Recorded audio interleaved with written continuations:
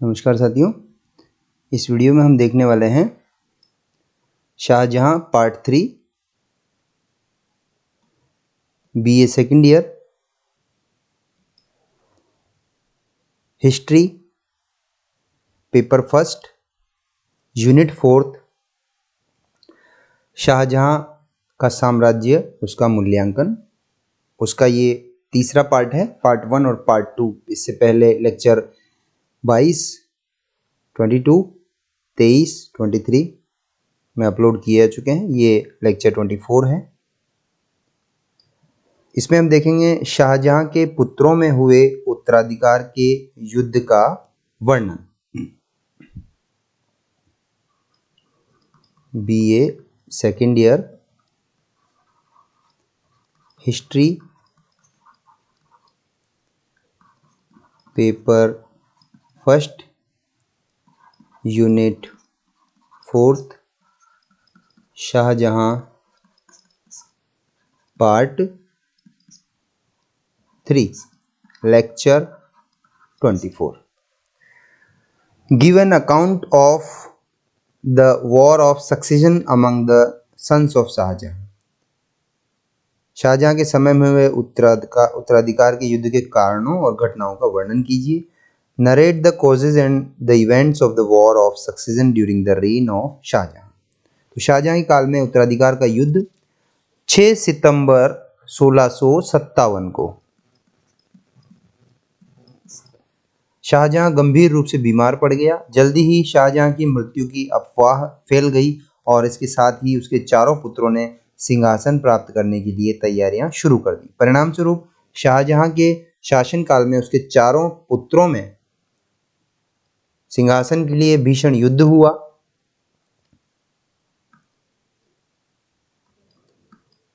अब इसमें औरंगजेब विजयी रहा। उत्तराधिकार युद्ध के कारण क्या थे?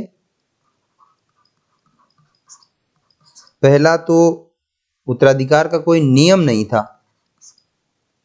मुगलों में उत्तराधिकार का कोई निश्चित नियम नहीं था, अतः सम्राट के सभी पुत्र सिंहासन पाने के लिए लालायित थे। दूसरा, राजकुमारों या शहजादों की महत्वाकांक्षा। शाहजहां के चारों पुत्र साधन संपन्न और महत्वाकांक्षी थे। वे महत्वपूर्ण प्रांतों के सूबेदार थे। उनके पास विपुल कोष और विशाल सेनाएं थी। तीसरा, दारा पर शाहजहां की विशेष कृपा। दारा पर इसका पुत्र था बड़ा दारा, इस पर शाहजहां की विशेष कृपा थी। उसे 60,000 जात और 40,000 सवार इसका मनसब प्रदान किया गया था। अतः अन्य भाई दारा से ईर्ष्या करते थे। ये मनसब जो है, अकबर ने मनसब व्यवस्था शुरू की थी। ये एक प्रकार की मनसब जो है एक प्रकार की पदक्रम को दर्शाने वाली व्यवस्था थी। राज्य व्यवस्था में पदक्रम को व्यवस्था दर्शाने वाली व्यवस्था, जिससे उसका कद, उसका सम्मान, उसकी स्थिति का अंदाजा लगाया जाता था इस जात व्यवस्था से। और ये 40,000 सवार, तो इतने ही घोड़े इसको रखने पड़ते थे, तो इसलिए दारा से जलते थे। तीसरा था तख्त या तख्ता सिद्धांत। शाहजहां का प्रत्येक पुत्र यह जानता था कि चाहे तो उन्हें तख्त मिलेगा अथवा तख्ता, मतलब तख्त मतलब सिंहासन, या फिर तख्ता मिलेगा या फिर फांसी मिलेगी। अतः चारों शहजादे सिंहासन प्राप्ति के लिए अपने प्राणों की बाजी लगा देने के लिए तैयार थे। शाहजादों में भ्रातृभाव का अभाव, भ्रातृत्व प्रेम कमी थी। शाहजहां के चारों पुत्रों में परस्पर पारिवारिक स्नेह और भ्रातृभाव का अभाव था। इन चारों में ईर्ष्या, द्वेष, वैमनस्य तथा घृणा की भावनाएं ज्यादा थी। तीनों भाइयों द्वारा दारा के खिलाफ गुट बनाना। शुजा एक भाई ये था, दूसरा औरंगजेब और तीसरा मुराद, ये तीन, और चौथा दारा था। ये तीनों ही दारा के प्रति ईर्ष्या रखते थे। औरंगजेब ने शुजा को अपनी ओर मिला लिया। उसने मुराद को भी दारा विरोधी गुट में शामिल कर लिया।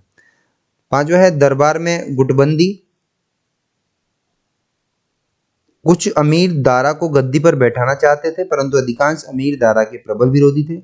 वे दारा की धार्मिक सहिष्णुता की नीति की कटु आलोचक थे। और अंतिम कारण था शाहजहां द्वारा दारा को उत्तराधिकारी बनाने का प्रयास। शाहजहां ने अपने मंत्रियों और दरबारियों को आदेश दिया कि वे दारा को बादशाह माने और उसके आदेशों का पालन करें। इस समय दारा ने एक गलती यह की थी कि उसने दरबार से शाहजादों के पास जाने वाले पत्रों पर रोक लगा दी। इससे साम्राज्य में शाहजहां की मृत्यु की अफवाह फैल गई। अब क्या क्या घटनाक्रम हुआ, ये तो सब कारण रहे उत्तराधिकार युद्ध के। अब क्या घटनाक्रम रहा उत्तराधिकार युद्ध की, क्या क्या घटनाएं रही? तो पहली है मुराद और शुजा द्वारा, शहजादा शुजा द्वारा सम्राट होने की घोषणा। सम्राट होने की घोषणा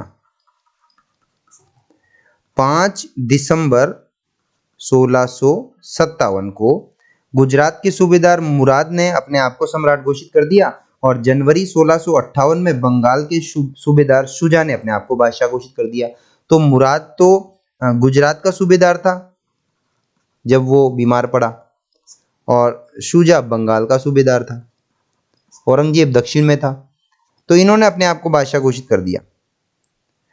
दूसरा, औरंगजेब द्वारा मुराद को अपनी ओर मिलाना। औरंगजेब ने मुराद से एक समझौता कर लिया जिसके अनुसार यह निश्चित हुआ कि उत्तराधिकार के युद्ध में विजयी होने पर मुराद को कश्मीर, अफगानिस्तान, सिंध और पंजाब के प्रांत दे दिए जाएंगे और उसे लूट का 1/3 भाग भी दिया जाएगा। तीसरा, बहादुरपुर का युद्ध 24 फरवरी 1658। बहादुरपुर का युद्ध।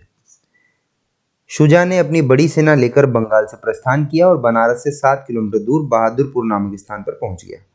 शाहजहां ने शुजा का दमन करने के लिए जयसिंह और सुलेमान को भेजा। 24 फरवरी 1658 को दोनों पक्षों में भीषण युद्ध हुआ जिसमें शुजा पराजित हुआ और बंगाल की ओर भाग गया। ये तो हुआ 24 फरवरी 1658 को बहादुरपुर का युद्ध। दूसरा हुआ धर्मत का युद्ध। धर्मत का युद्ध 25 अप्रैल 1658। इसके बाद ये फरवरी में हुआ, ये अप्रैल में हुआ। तो अप्रैल 1658 में औरंगजेब और मुराद की सम्मिलित सेनाएं धर्मत नामक स्थान पर पहुंच गई और शाहजहां ने औरंगजेब और मुराद की सम्मिलित सेनाओं का मुकाबला करने के लिए जसवंत सिंह और कासिम खां को भेजा। अभी शाहजहां मरा नहीं है, केवल उसकी मृत्यु की आशंका से ही ये लोग लड़ रहे हैं। तो किसको भेजा? जसवंत सिंह जो जोधपुर का शासक था मारवाड़ का, और कासिम खां को भेजा। 25 अप्रैल 1658 को धर्मत नामक स्थान पर दोनों पक्षों में भीषण युद्ध हुआ। उधर से औरंगजेब और मुराद लड़ रहे थे। इस अवसर पर कासिम खान ने जसवंत सिंह की कोई सहायता नहीं की। परिणाम स्वरूप औरंगजेब और मुराद की विजय हुई और शाही सेना, शाहजहां की सेना की हार हुई। पांचवा है सामूगढ़ का युद्ध 8 जून 1658। आप देखिए, बहादुरपुर, धर्मत, सामूगढ़, 3 युद्ध क्रम से हो रहे हैं। तीनों ही 1658 में है। ये फरवरी में है, ये अप्रैल में है और ये जून में है। फरवरी, अप्रैल, जून। 24 फरवरी, 25 अप्रैल, 8 जून। धर्मत के युद्ध के बाद औरंगजेब और मुराद की सम्मिलित सेनाएं आगरा से 12 किलोमीटर दूर सामूगढ़ नामक स्थान पर पहुंच गई। दारा भी एक विशाल सेना लेकर सामूगढ़ पहुंच गया। 8 जून 1658 को सामूगढ़ नामक स्थान पर दोनों पक्षों में घमासान युद्ध हुआ। दारा घमासान युद्ध के दौरान हाथी से उतरकर घोड़े पर बैठकर सैन्य संचालन करने लगा। हाथी का होदा खाली देखकर दारा के सैनिकों ने समझा कि दारा की मृत्यु हो गई। फलस्वरूप दारा के सैनिकों में भगदड़ मच गई। दारा भी अपने प्राण बचाने के लिए युद्ध क्षेत्र से भाग निकला। इस प्रकार सामूगढ़ के युद्ध में औरंगजेब की निर्णायक विजय हुई। छठा है औरंगजेब, आगरा पर औरंगजेब का अधिकार। सामूगढ़ की विजय के बाद औरंगजेब और मुराद ने आगरा की ओर प्रस्थान किया और आगे बढ़कर आगरा के दुर्ग को घेर लिया। यमुना नदी से जो पानी दुर्ग में आता था औरंगजेब ने उसे रोक दिया। अतः विवश होकर शाहजहां ने आत्मसमर्पण कर दिया और 8 जून 1658 को आगरा के दुर्ग पर औरंगजेब का अधिकार हो गया और शाहजहां को बंदी बना लिया गया। मुराद का वध। आगरा पर अधिकार करने के बाद औरंगजेब ने दारा का पीछा करने के लिए दिल्ली की ओर प्रस्थान किया।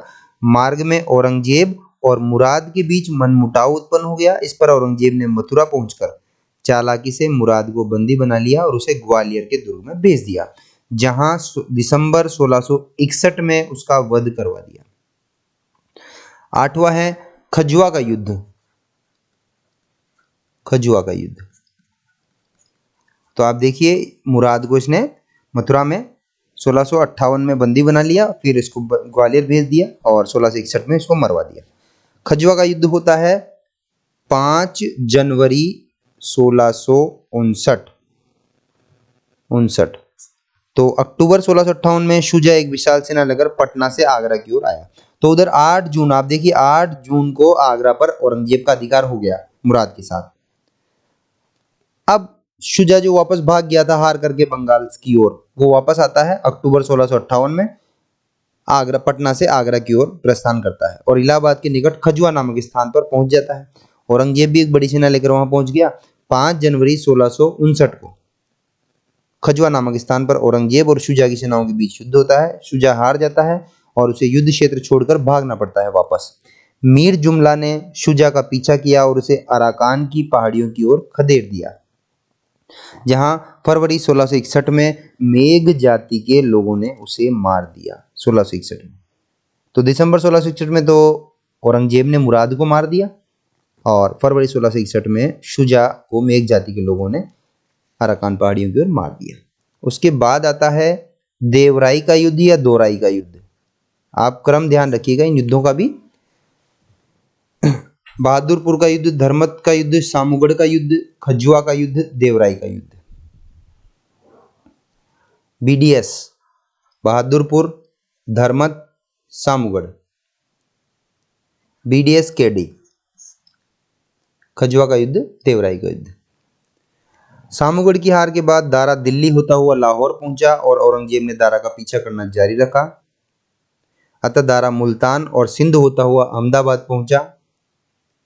मारवाड़ के शासक जसवंत सिंह ने दारा को सहायता देने का आश्वासन दिया, परंतु जयसिंह के हस्तक्षेप से जसवंत सिंह ने दारा की सहायता करने का विचार त्याग दिया और 12 मार्च 1659 ईस्वी को अजमेर के निकट देवराई नामक स्थान पर औरंगजेब और दारा की सेनाओं के बीच घमासान युद्ध हुआ, जिसमें दारा बुरी तरह हार गया। दारा का अंत। देवराई के युद्ध में हारकर दारा अफगानिस्तान की ओर भागा। वहां बोलन की घाटी में दादर पहुंचा। यहां उसे बलूच सरदार जीवन खां के यहाँ शरण ली, परंतु जीवन खां ने विश्वासघात करते हुए दारा को मुगल सेनापति बहादुर खां को सौंप दिया।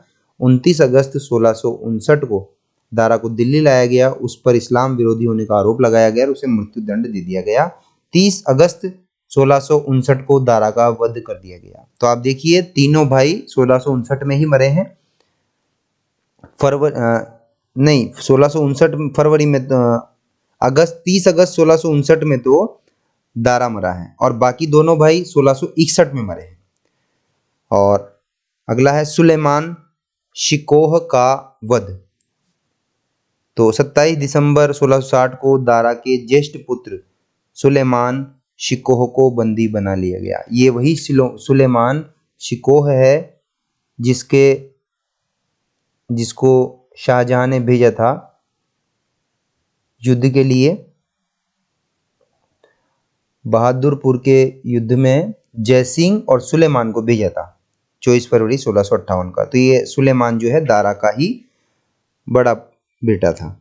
तो 27 दिसंबर 1660 को इसे बंदी बना लिया और ग्वालियर के दुर्ग में कैद कर दिया। ग्वालियर के दुर्ग में आपको याद है मुराद को भी कैद किया था, जिसे 1661 में मरवा दिया था। औरंगजेब के आदेश से 1662 ईस्वी में विष देकर सुलेमान शिकोह की हत्या कर दी गई। तो इस तरह से आप देखिए कंप्लीट हो जाता है हमारा शाहजहां का साम्राज्य और उसका मूल्यांकन बहुत ही विस्तार से। इसके कुछ छोटे क्वेश्चन हम देख लेते हैं। शाहजहां का जन्म कब और कहां हुआ? तो 5 फरवरी 1592 लाहौर में। शाहजहां का राज्यारोहण कब हुआ और कहां हुआ? 4 फरवरी 1628 को आगरा में।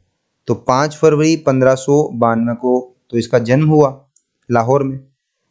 और उसके बाद 28 और 8 36 साल की उम्र में 4 फरवरी को इसका आगरा में राज्यारोहण हुआ, राजा बना ये। शाहजहां के शासनकाल में 2 प्रमुख विद्रोह कौन कौन से हुए? तो एक तो था दक्षिण के सूबेदार खान जहां लोधी का विद्रोह, दूसरा बुंदेलखंड के शासक जुझार सिंह का विद्रोह। मुमताज महल कौन थी? मुमताज महल जिसके नाम से इसने ताजमहल बनवाया था, तो वह नूरजहां के भाई आसफ खां की पुत्री थी। उसका विवाह शाहजहां के साथ अप्रैल 1612 ईस्वी में हुआ था। मुमताज महल का वास्तविक नाम अर्जुमंद बानो था। शाहजहां के युग को स्वर्ण युग मानने वाले दो इतिहासकारों के नाम लिखिए। तो पहला तो है एल्फिंस्टन और दूसरा है हंटर। एल्फिंस्टन ये शाहजहां के युग को स्वर्ण युग मानते हैं और हंटर ये दोनों।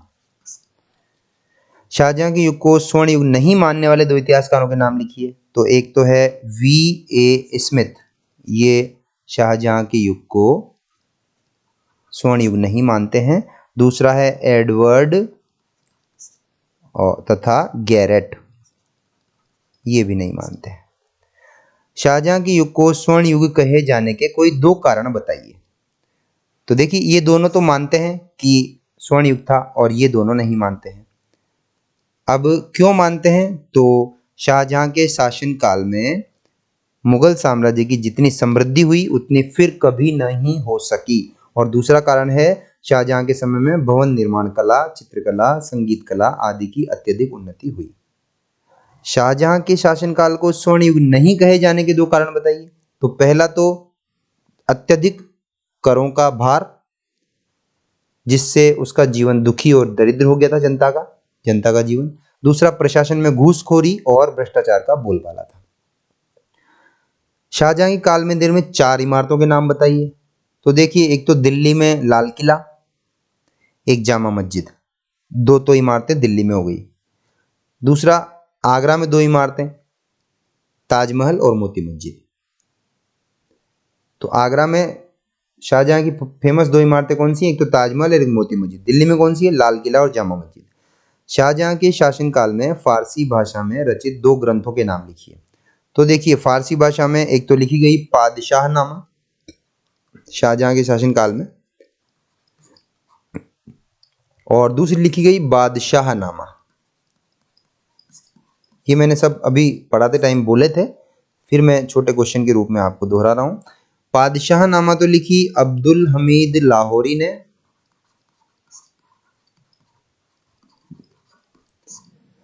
और बादशाहनामा लिखी मोहम्मद कजवीनी ने। अब्दुल हमीद लाहौरी, मोहम्मद कजवीनी। शाहजहां के समय में ये दोनों फारसी में थे। शाहजहां के समय में संस्कृत में रचित 2 ग्रंथों के नाम लिखिए। संस्कृत में तो शाहजहां के समय में पंडित जगन्नाथ ने संस्कृत भाषा में एक तो रस गंगाधर लिखा। रस गंगाधर किसने लिखा? पंडित जगन्नाथ ने संस्कृत में। दूसरा ग्रंथ लिखा गंगा लहरी। ये 2 ग्रंथ लिखे पंडित जगन्नाथ ने संस्कृत भाषा में, रस गंगाधर, गंगा लहरी। शाहजहां के समय में हिंदी में रचित 2 ग्रंथों के नाम बताइए। तो सुंदरदास नाम का एक कवि था शाहजहां के समय में, उसने लिखा एक तो सुंदर श्रृंगार, हिंदी में सुंदर श्रृंगार, और दूसरा लिखा सिंहासन बत्तीसी। सिंहासन बत्तीसी, सुंदर श्रृंगार और सिंहासन बत्तीसी। शाहजहां के दक्षिण अभियान के 2 कारण बताइए। तो एक तो मुगल साम्राज्य के विरोधियों को दक्षिण राज्यों में शरण मिलती थी। यहाँ पे जो भी विद्रोह करता था मुगलों से, वो भाग करके दक्षिण में चला जाता था। एक तो ये। दूसरा दक्षिण के मुस्लिम शिया धर्मावलंबी थे, जबकि शाहजहां कट्टर सुन्नी मुसलमान था, इसलिए उसको उनकी स्वतंत्रता बर्दाश्त नहीं थी। शाहजहां के समय में दक्षिण के किस राज्य को मुगल साम्राज्य में सम्मिलित किया गया और कब? अहमदनगर में किस राजवंश का शासन था? तो 1636 ईस्वी में शाहजहां के समय में दक्षिण के अहमदनगर राज्य को मुगल साम्राज्य में सम्मिलित कर लिया गया। अहमदनगर में निजाम शाही राजवंश का शासन था। अली आदिल शाह था उसके टाइम पे। उसके बाद प्रारंभ में बीजापुर के किस सुल्तान को शाहजहां से संधि करनी पड़ी और कब करनी पड़ी? 1636 ईस्वी में बीजापुर के सुल्तान आदिल शाह को, आदिल शाह तो बीजापुर में था, आदिल शाह को शाहजहां से संधि करनी पड़ी। वहां तो मुर्तजा था, अहमदनगर में तो मुर्तजा खां द्वितीय था, और उसके बाद फिर हुसैन खां था उसका पुत्र, फतेह खां उसका सेनापति था। तो बीजापुर के 1636 ईस्वी में बीजापुर के सुल्तान आदिल शाह को शाहजहां से संधि करनी पड़ी। इस तरह से आप देखिए छोटे क्वेश्चन भी क्लियर हो जाते हैं हमारे। और भी कई अनेकों छोटे क्वेश्चन बनते हैं जो हमने जो डिटेल पढ़ी उनमें से आ सकते हैं। धन्यवाद।